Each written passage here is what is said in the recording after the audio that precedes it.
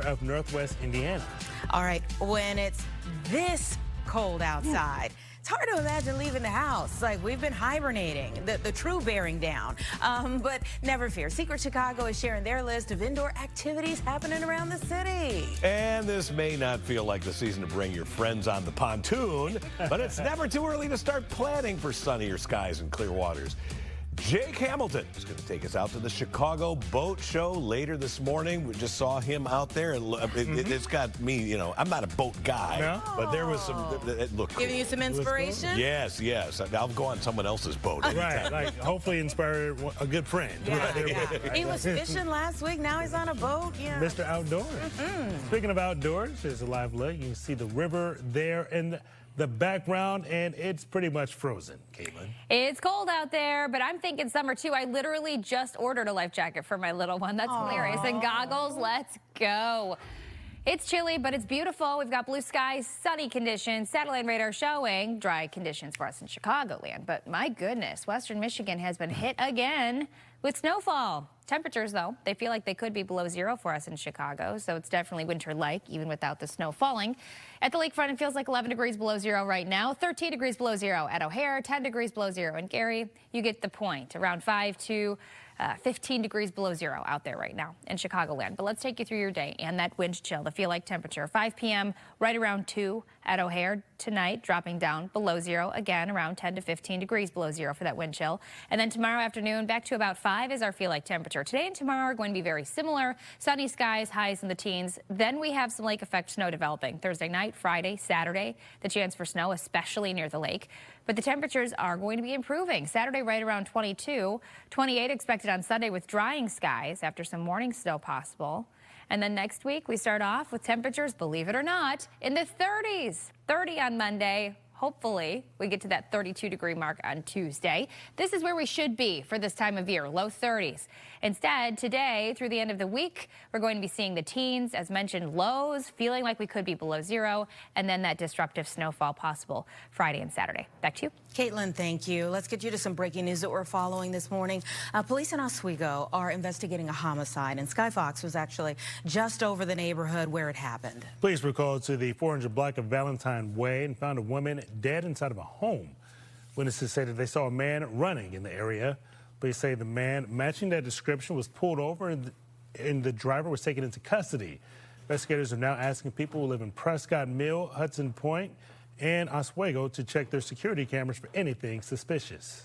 Meantime, a man is facing murder charges this morning after a tragic crime in Downers Grove. Eerily similar to what we're reporting just a moment ago in another location. Prosecutors claim 19-year-old Nadas Revukas killed a pregnant woman, lit her apartment on fire. It happened just after 6 Monday evening near the intersection of Ogden Avenue and Roosevelt Road. Medics say the 30-year-old victim appeared to have been attacked with something sharp. Revukas is facing multiple charges, including first-degree murder and arson. Police have not said whether he and the victim knew each other. The coroner is trying to find out exactly how she died. Lots of questions there. A man has been arrested after using a syringe to spray U.S. Representative Ilhan Omar with an unknown substance. It happened Tuesday during a town hall in Minneapolis. Omar had just called for the abolishment of ICE and for Homeland Security Secretary Kristi Noem to resign when this happened. And DHS Secretary Kristi Noem must resign or face impeachment.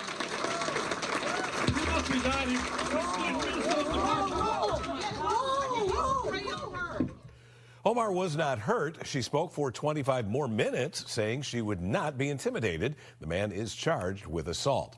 It is not just Democrats calling for the impeachment of Homeland Security Secretary Kristi Noem. Some Republicans are as well. GOP Senators Lisa Murkowski and Thom Tillis are calling for Noem to step aside or be fired. They have previously been critical of the Trump administration. For now, President Trump says Noem will not be stepping down. All of this comes in the wake of another deadly shooting in Minneapolis. We now know that there were 2 federal officers who fired shots during the encounter that killed ICU nurse Alex Preddy in an anti-ICE protest back on Saturday. President Trump yesterday would not say whether he believed that the shooting was justified. We're doing a big investigation. I want to see the investigation. I'm going to be watching over it. I want a very honorable and honest investigation. According to a DHS spokesperson, investigators have body camera video from at least 4 Border Patrol agents who were on the scene. And after initially being denied access, Minnesota investigators were back at the scene yesterday working around the growing memorial. The White House says that the Department of Homeland Security is now leading the federal probe. Now, closer to home, a Bolingbrook man is in the custody of ICE this morning after what is being described as a violent incident. Rosanna has more on the allegations that the man rammed a federal law enforcement vehicle and what his family is saying about that interaction as well. Roseanne? Well, Anita, Brian, the family says when this man was surrounded by armed men in plain-looking clothing and unmarked cars, he got scared and took off. Residents in Bolingbrook showed their support for him at a vigil last night. They were calling on village leaders to do more to protect their community members from immigration agents. Now, a cousin told us after 40-year-old Giovanni Sotelo had that encounter, he went directly to the Bolingbrook Police Department to report it. But federal agents were waiting, and they took him into custody. The agents say when they approached that pickup Sotelo was in and asked him to exit, he refused and then drove into a federal vehicle. But his cousin says that was only after ICE agents smashed the windows of Sotelo's truck without ever identifying themselves. They came out with weapons pointing at him.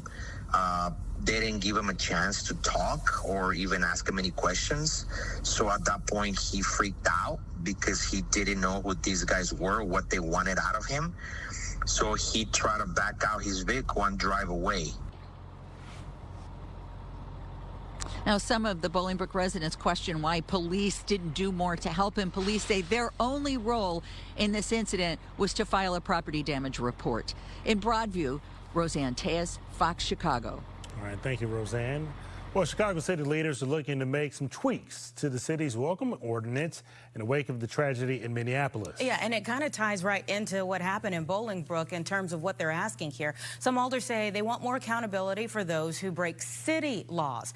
They debated a measure that would give COPA, the Civilian Office of Police Accountability, the power to investigate police or city officials that break the city's welcoming ordinance, more commonly known as the sanctuary city policy.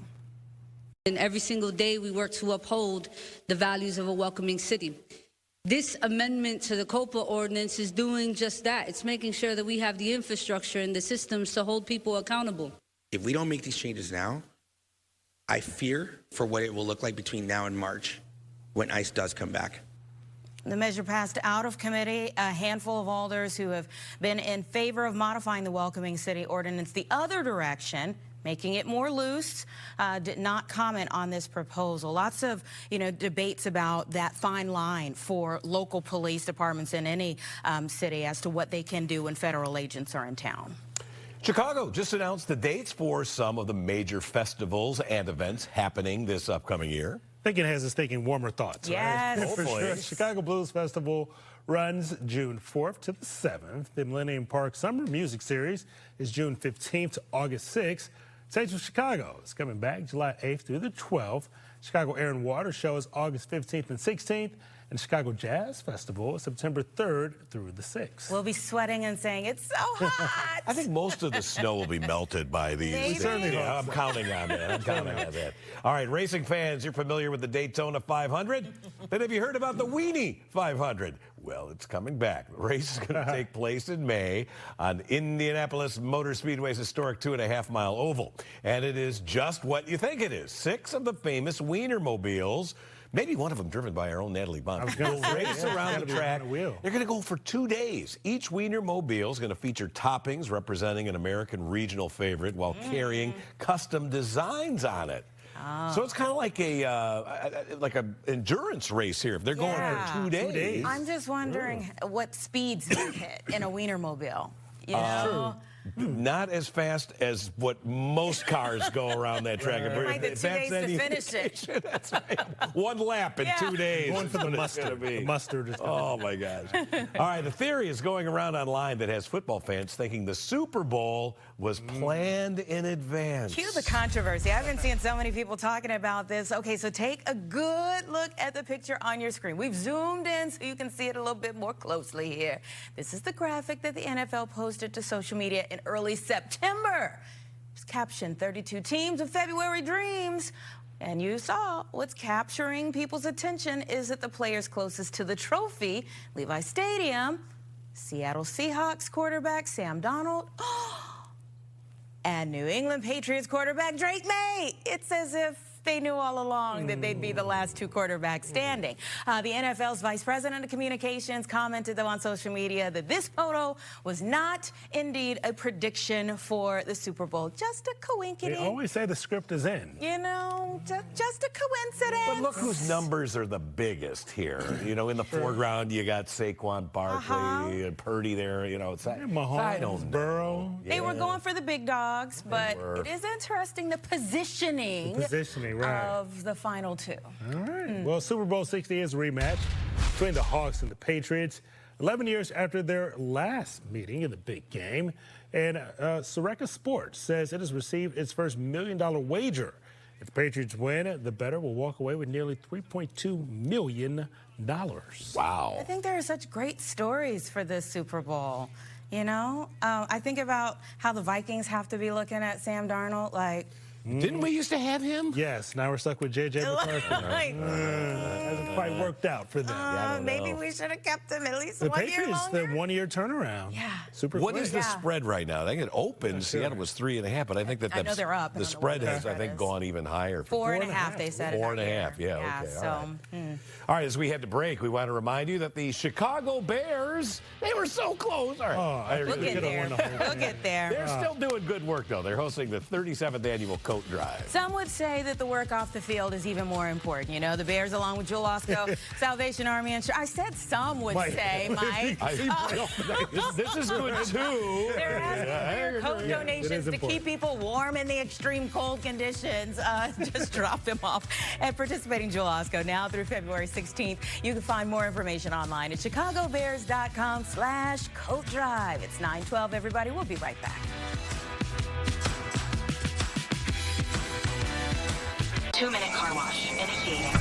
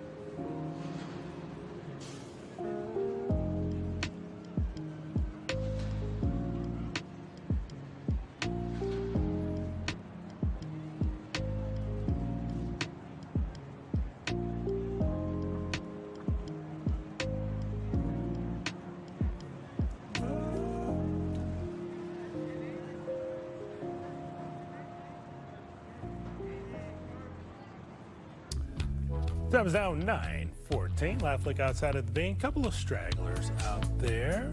Early bird gets the picture. This is true. In these freezing temperatures, that is. Well, many of our viewers in Northwest Indiana, they've been telling us that their NIPSCO bills are just far too high. Yeah, Indiana lawmakers approved a bill just yesterday that is supposed to give some relief. In this follow-up, Fox Chicago's Brett Bugansky shows you why some Democrats are arguing it does nothing to help people right now. Back in December, we were out of country, not using our power. and our bill was still in the 400s. Rafael Manzo from Gary is one of thousands who are wondering how they're going to make their next NIPSCO payment. In January of last year, his family bill was $324. This month, it's nearly $700. Their explanation for it was that bills need to be raised because of usages in our area and because they were doing projects. Were you satisfied with that answer? It wasn't a very satisfactory answer. We all want Hoosiers to afford essential utilities. On Tuesday, Indiana House lawmakers voted on a bill to make utilities more predictable and the billing process more transparent. We are in an affordability crisis.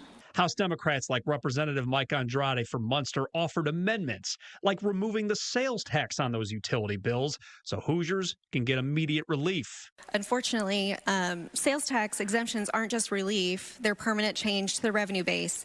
But the Republican-controlled majority voted against it. We're having a crisis. We have no idea why, but the public should just suffer. That seems to be our current standing here. My big message for state lawmakers here in Indiana is to put their constituents over profits for their campaign. If they don't stop, organizers within our communities will get them all out of office. Brett Pagansky, Fox Chicago. Oh, so many people have been contacting us about those bills. Yeah, high bills, yeah. Amazon is closing all of its Fresh and Go grocery stores. Yeah, the company is planning to focus on the Whole Foods brand and same-day delivery. Amazon says the last day of operations for all of its locations is this Sunday, February 1st.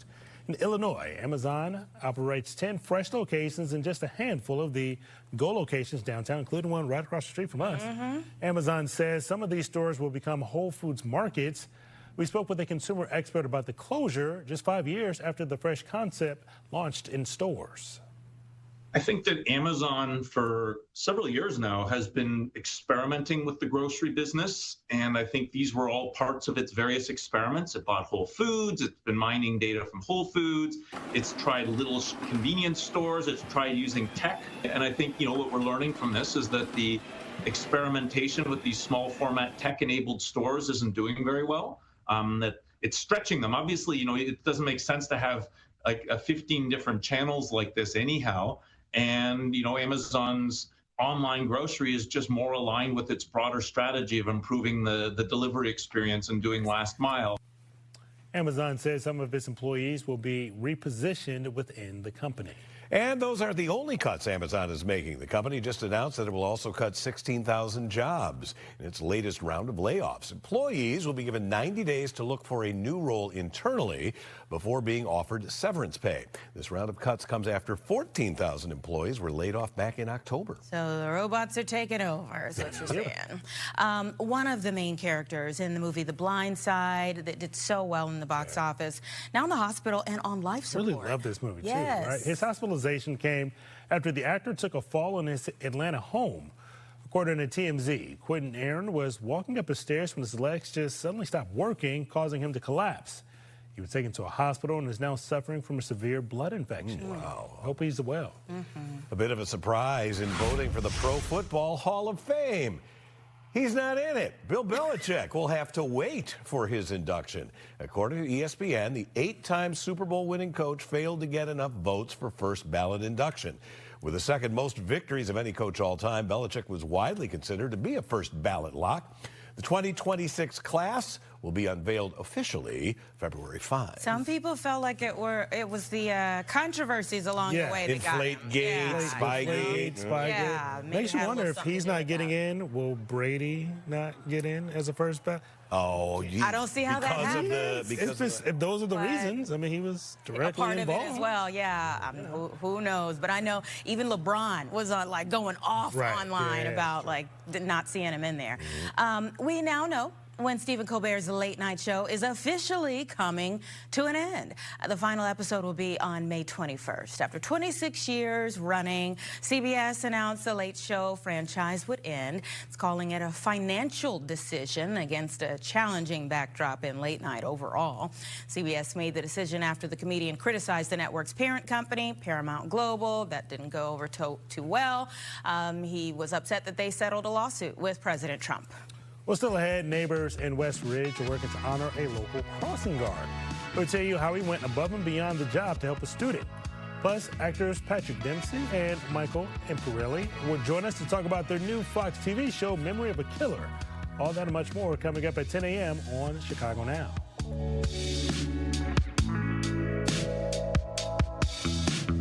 TV smash hit Memory of a Killer.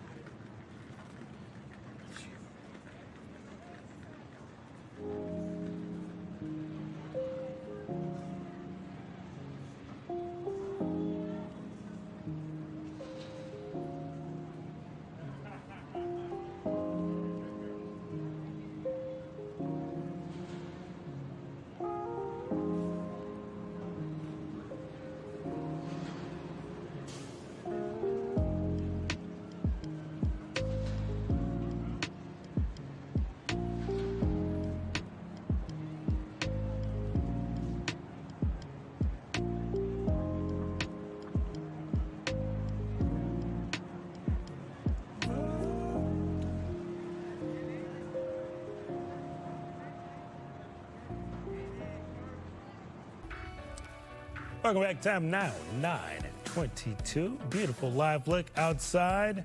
Bundle up, Chicago, because it's not getting warm anytime soon. So if you're asking yourself, what should you do this weekend to maybe stay warm, do something indoors? Well, Secret Chicago has the answers for you. From hidden hangouts and screen-free escapes to indoor games, and it is Restaurant Week as well.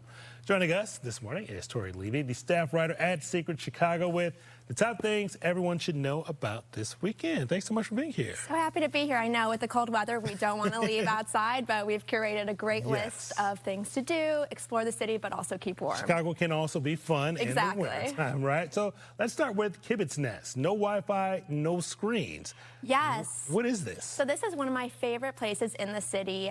It's a book bar located in Lincoln Park, and the coolest thing is it's completely Wi-Fi free. Yes, so it's a great place to see the dozens of books across the place. You can bring a book that maybe you've been putting off. It's so cozy, warm, and they have a ton of different boards games. So also a great way to grab a group of friends, hang out, catch up, but no distractions of screens.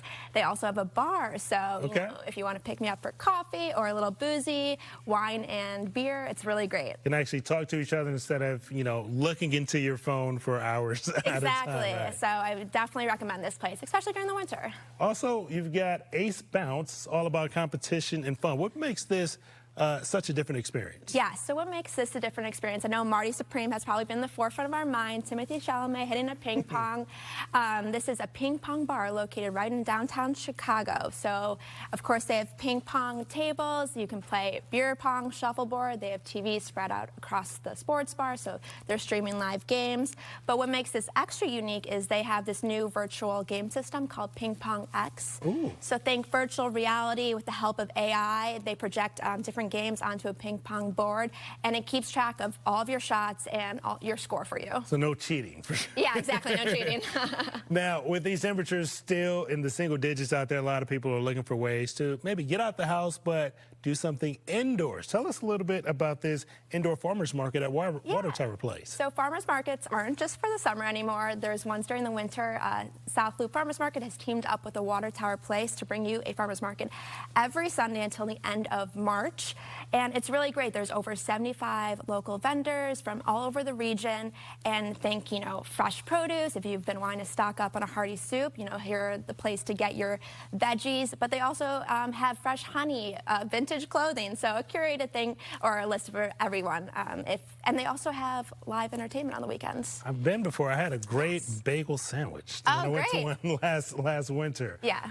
Also, speaking of food, it is Chicago Restaurant Week. What are some of your favorites that people should be trying to hit up if they can snag one of those reservations? I know. So there's over 500 restaurants participating, and it's kind of overwhelming to choose from. It's a really great way to get a budget meal for, I think they start $30 for brunch and $45 for lunch and dinner. But if you're looking for a luxurious steakhouse, we recommend Sophia's Steak in Chicago, located in River North. Their restaurant menu is amazing. You can start with hamachi crudo. They also have a flat iron steak for the entree, but the star of the show is their bread pudding, which just really melts in your mouth. It's so delicious. But I would definitely recommend if you're kind of struggling with where to go. Now, we've given our viewers lots of options. Do you have a top one that folks should be trying to do this weekend? I think there's so many different things to do, but I think definitely choosing Restaurant Week. True. It's one of my favorite winter activities. It's an annual event and a really great way to get out of the house. Indoors, and you got 500 different options. I know, to support our local businesses. All right. Tori, thanks so much for your time. Thank you so much for having me. All right. Stay warm, Chicago. Time is now 9:27. We'll be right back with much more Good Day Chicago. You're starting to like it here.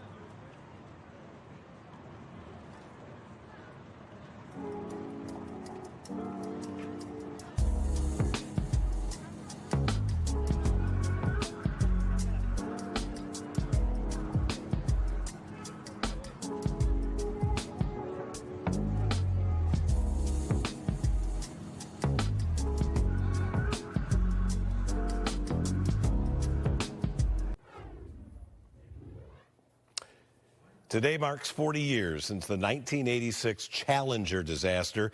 7 astronauts lost their lives, and on this day, we are here to honor the lives lost. The Challenger Learning Center is finding light after devastation and inspiring young minds Here to tell us how is Cynthia Prieto. She is head of the Challenger Learning Center in Northwest Indiana. Cynthia, thanks for joining us this morning. Tell us, first of all, what are the Challenger Learning Centers? You have one of the locations, but they're all over the country. And how do they honor the Challenger crew? Of course, had a first teacher on there, Krista McAuliffe.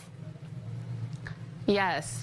So the Challenger Learning Centers are centers. There's over 30 centers around the country. We are the only one here in the state of Indiana, and they honor the legacy of the astronauts that lost their life in Challenger by creating an environment where we still are exploring space exploration, and we are exposing children, students, families, and our community to space exploration. That is the flagship program. So we have schools that come, they are on a field trip, and as soon as they get off the bus, those students are treated as astronauts. And they come in, they get their briefing. Some of them come into mission control, which is where we are right now, and then the other half go into the space shuttle. And they have a mission, and problems arise during the mission, and they have to work together and solve those problems and then have a successful mission. So we do that all school year long. And then our center specifically, we also have summer camps. We do STEM pop-ups, science labs, and a lot of other really fun ways to introduce STEM into the children in our community and having them come out and just learning here about what we do. So we do that every day, every year, all 4 seasons of the year to try and make sure that we are continuing that legacy. Cynthia, we're looking at some video right now, or a couple of seconds ago, of what looks like mission control there. You know, how many young people are working at one time here to kind of create a successful mock mission? So we can have up to 25 or 30 students in a field trip, but we are unique because our center has 2 space simulators, so we can actually run double missions. So we really try to set it up in an efficient way where we would have classes in the simulators and some in the science labs, and then they're able to swap. So it's a 2-hour mission by the time everything's all said and done, and then they're able to go and do some STEM labs. We have a planetarium, we do laser light shows. So there's a lot here for them to see and do. It's very hands-on. All right, Cynthia, there's a lot of whiz-bangery going on there at this learning center. That comes with a price tag, and this has got to be, you know, a challenge for you. And we understand that the lease on the building that you're at right now in Hammond, right, is running out. So what is the plan moving forward, especially given the fact you need some money? Correct. Yes, we are elbow deep in a capital campaign right now. We have to raise $1 million to move all of our equipment to a new facility. We are fortunate enough that we have located a facility, and really now we just need the funds to move. So we are about halfway to our goal, and so we need to raise the other half. And the really exciting part is the space simulations is really a program for the schools and for field trips. But if we are able to move and get into this new facility, we have triple the space, and we would be able to expand our programming to where we could do family missions on the weekend. You can sign your family up. Right now we do corporate team building, so you can send your team, your departments, your board to come and do a space mission as a really fun team building versus sitting in some seminar or sitting in a big ballroom with a bunch of other people. So it's really fun, and if we are able to raise those funds, then we will be able to have even more of that offered. And it's really, really exciting. It's an exciting opportunity, but we do have to raise the funds because the unfortunate truth is if we don't, our organization would have to dissolve. Don't even say it. Don't even say it. Two real quick questions, quick ones here, Cynthia. Have you seen what you would say? Yeah, that person that just came in yesterday, he or she's going into space. Have you had somebody like immediately like, oh, they're destined? Absolutely. So when we have our missions, like I said, there are things that come up. Their problems arise, and we have a red siren. The red siren's going off, and you see the kids that step up to the front and start leading the whole team. And you see it, you know. And these are 5th and 6th graders, so you see it, and you're just like, that kid is going places. They're going to lead Yeah. a team. They're going to run a company. They're going to do something great because they jump into action and they get everybody. You do this, you go here, you do this. And it's amazing to see, especially in a 5th or 6th grade student. All right, Cynthia, if folks want more information about the Challenger Learning Center, where can we find that? And obviously, if someone wants to write you a $1 million check, where do they do that? Yes, they can. I will meet them wherever they want if they are writing us $1 million check. You tell me where to go, and I will be there. But yes, you can go to our website. It's clcnwi.com.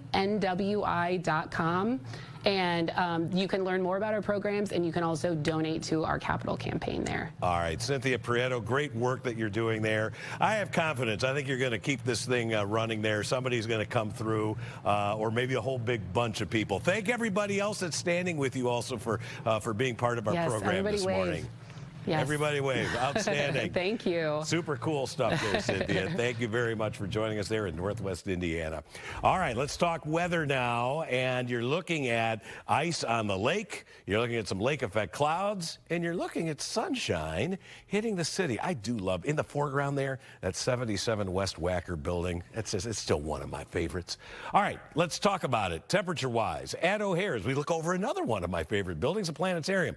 4 degrees.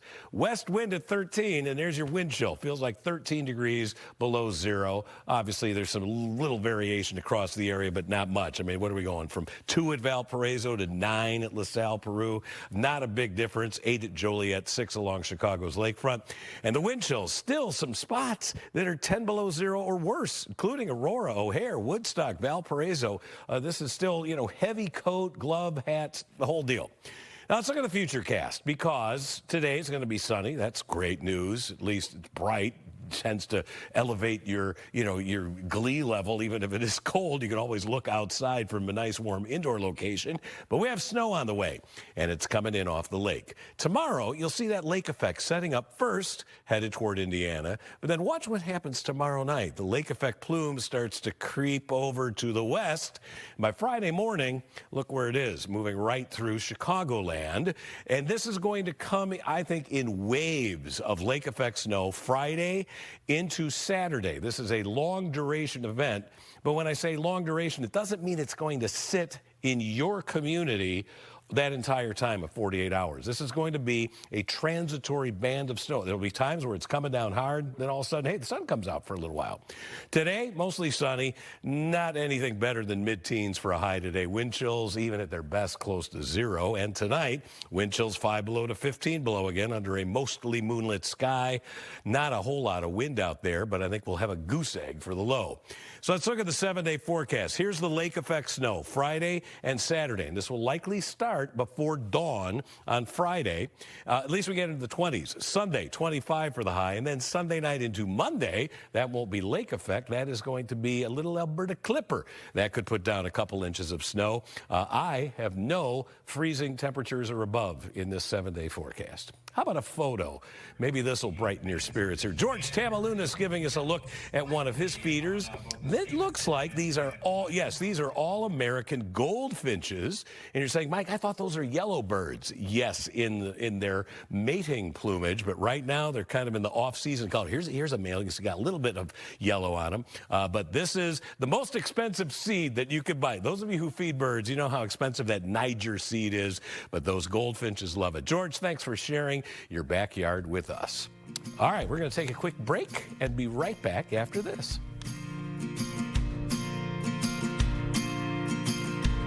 During the President's Day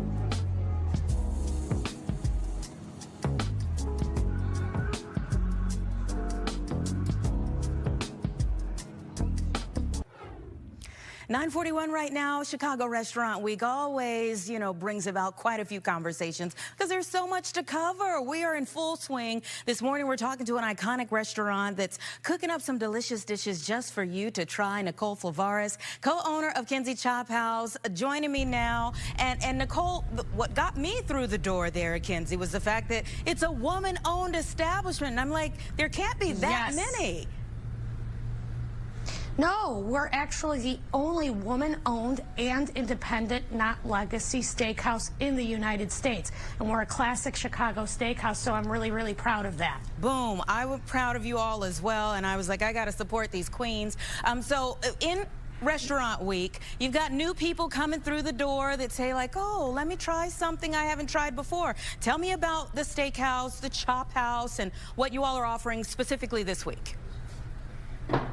So Restaurant Week is a really awesome time to welcome people who haven't tried the restaurant before, and to welcome in also our regulars and offer them some really great value. And because the restaurant is turning 35 this year, we decided to bring back one of the Kinsey favorites, which is prime rib. And it's perfect for this cold weather. And Chef Maria will slice it up for me, but we've got a really excellent lunch menu at that $30 price point where you can get your steak sandwich and various different options. And what we did this year is we didn't do like a solid prefix menu where you only get one choice for your first course, one choice for your second. You really have options both on the lunch and the dinner menu. And for those who don't love prime rib, but in Chicago this is a staple, we also have a beautiful sea bass fillet that's from the Ionian Sea, which is really nice cold waters, and it's a really sweet fish. Or we have a deconstructed, what we call pasta moussaka style, and it has steak on that as opposed to having the ground meat in the sauce. So you really have a lot of different options, not just meat, but obviously we're a chop house, so we're known for. Nicole, can you hear us? Yes. Okay. Yep, I can hear you. All right. So you said, being a chop house, you all are known for the meats there, but I saw something sweet on the table, too. I don't want to leave that off. We also, for dessert, have our signature carrot cake, which is a big hit, and it's our most popular dessert, so we couldn't leave that off the menu. Oh, it looks divine. I mean, everything send some to you. Thank you. My girl. Yes, okay. yes. So I would like you to talk a little bit more about the history there for your business and really what it has taken to survive so many different things that have happened in the city. I mean, we see restaurants pop up, go away. Yours has been a staple you have sustained over time. So during COVID, which is a really bad statistic that I read, was Chicago lost 1/3 of its steakhouses, and Chicago globally is known for its steakhouses. So right now we're really in a sort of renaissance of steakhouses as well. Kinsey is a neighborhood favorite and a classic Chicago steakhouse, and when people come in from out of town or from around the world, they come and visit us. But what I'm really happy to see too is the revival here in Chicago of various steakhouses, and they're kind of taking a little page out of our book, and I'm really excited for that because we're not just your average Chicago steakhouse. Yes, most of our menu is centered around our meat. But we have a Greek Mediterranean twist on a lot of different sides and our desserts and different entrees to give people a different feel that they're able to experience not just your average steak, but to add on different tastes and flavors. And there's a few different steakhouses also opening up that are kind of taking a nod to that. So it's really, we're stepping into a new era in Chicago of what it means to be a steakhouse. Certainly are. Well, congratulations on the 35 years. I hope that you have 35 plus more. And thank you all for welcoming our crew in there. Just make sure they come back with something here, okay? You got it. All right, you take care. All right, everybody. Jake is standing by, and I don't know if it can make it out to you. Listen, I know you'll hold it for me, though. I know you're willing to do that. But listen, Anita, forget about the cold. Forget about the gray. Let's start dreaming about warmer summer temperatures. The best way to do that, maybe explore the more than 400 boats on display this weekend at the Donald E. Stephens Convention Center. We are live out here at the Chicago Boat Show telling you everything you need to know when Good Day Chicago returns.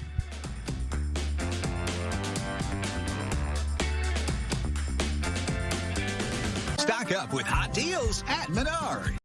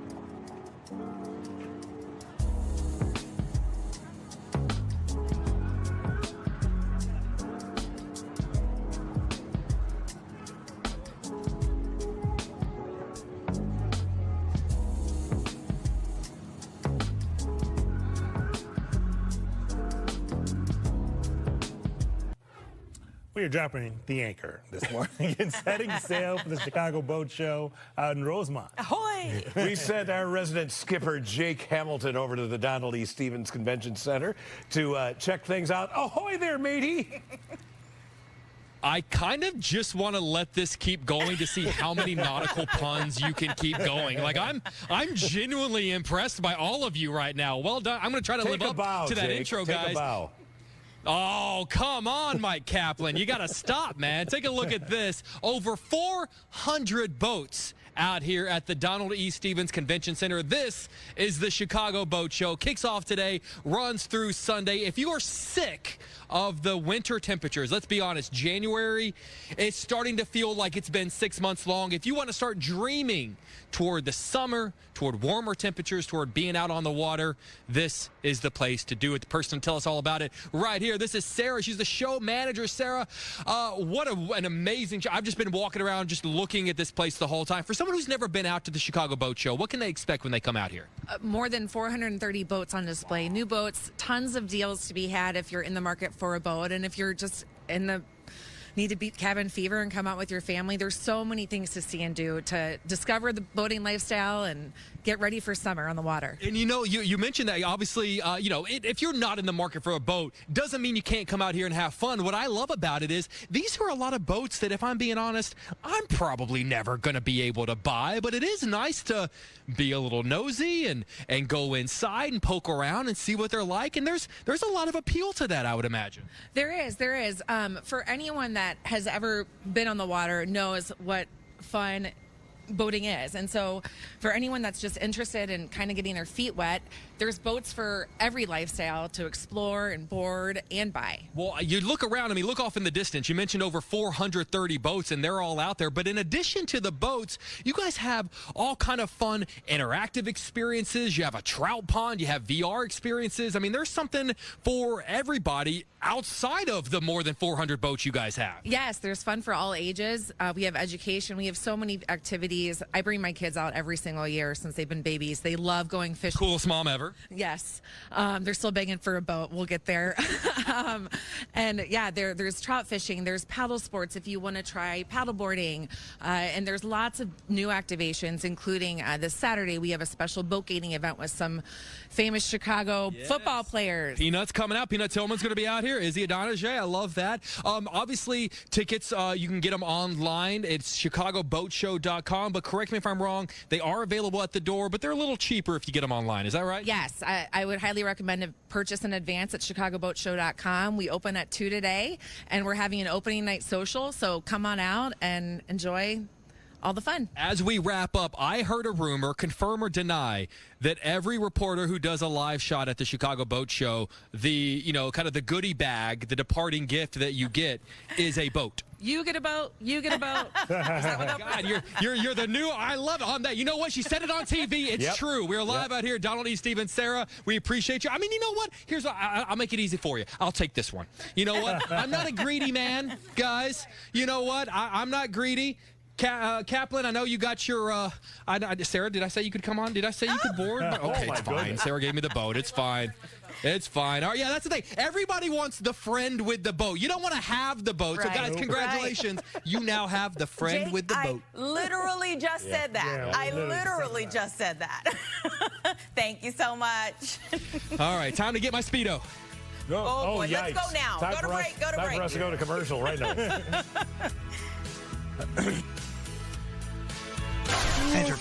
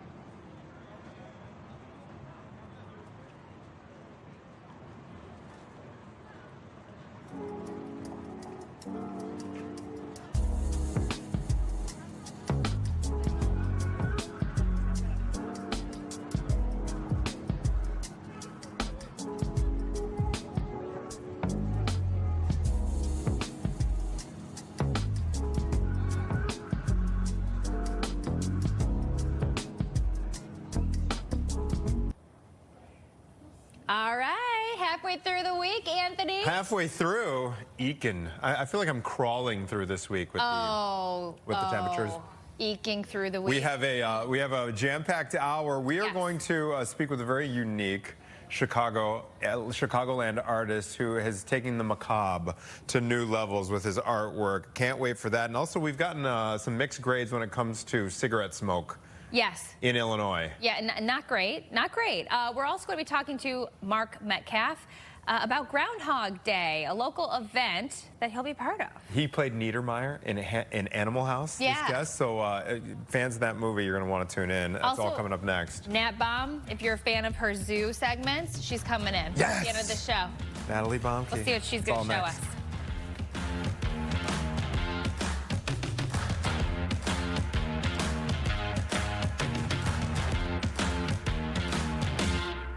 TV Smash Hit.